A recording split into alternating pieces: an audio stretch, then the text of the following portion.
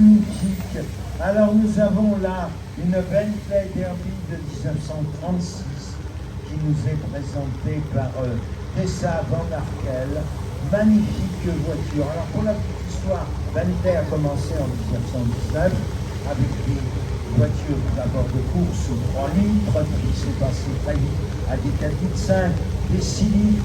Ils ont gagné le Mans en 1924, puis en 1927, puis en 1928, puis en 1930. On appelait ça les Bentley Boys.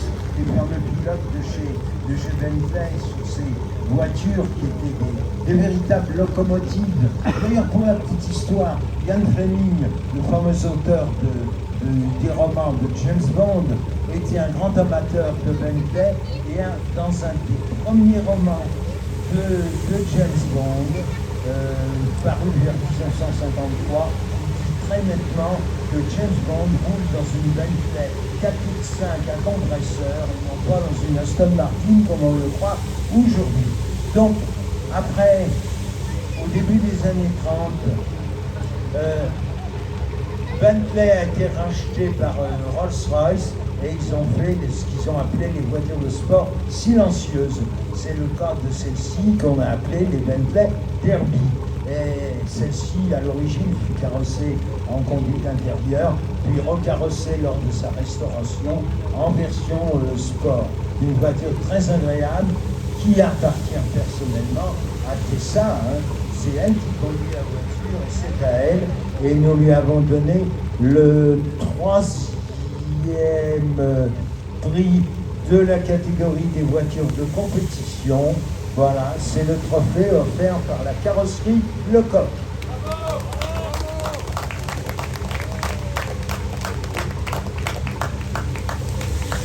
Merci de nous avoir présenté cette splendide Bentley.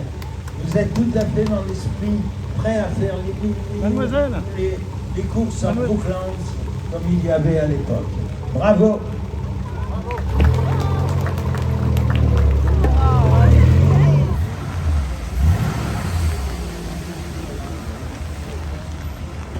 Alors, petit souvenir, cette voiture que vous avez sous les yeux a été utilisée par le célèbre metteur en scène suisse Jean-Luc Godard pour son film le plus célèbre, À bout de souffle.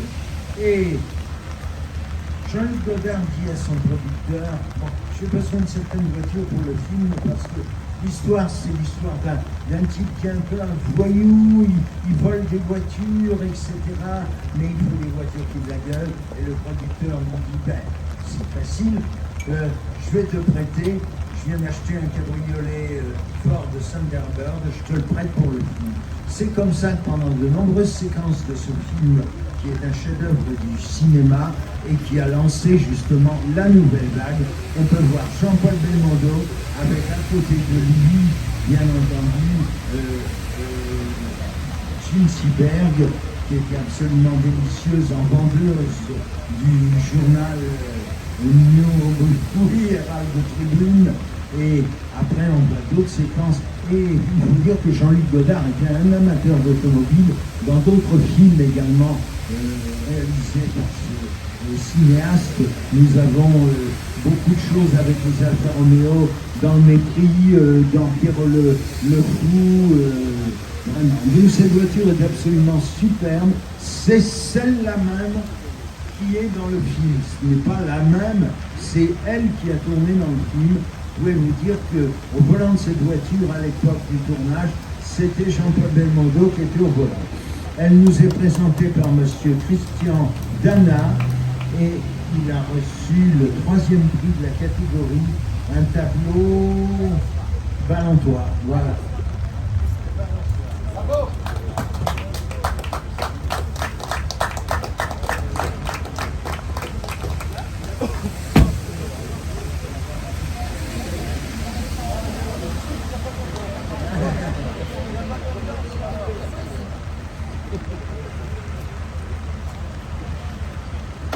Bien,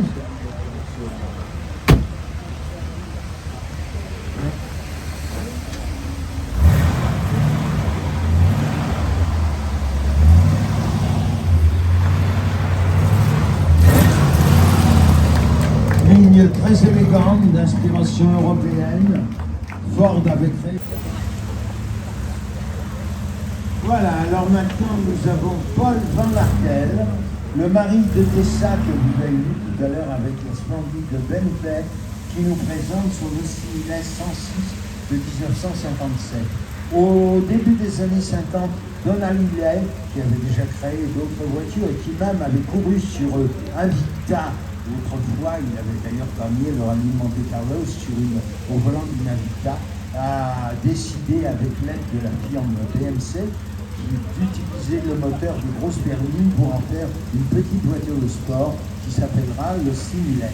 Il y a d'abord eu la Austin Milley 104 avec le moteur 4 cylindres de 2,6 litres de cylindrée, puis elle fut remplacée par les Austin Milley 106. La construction est... Alors la différence, les 104 étaient un moteur 4 cylindres, les 106 sont un moteur 6 cylindres.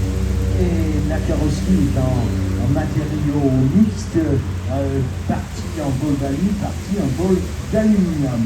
C'est une voiture de sport anglaise qui a eu énormément de succès, également dans les rallyes.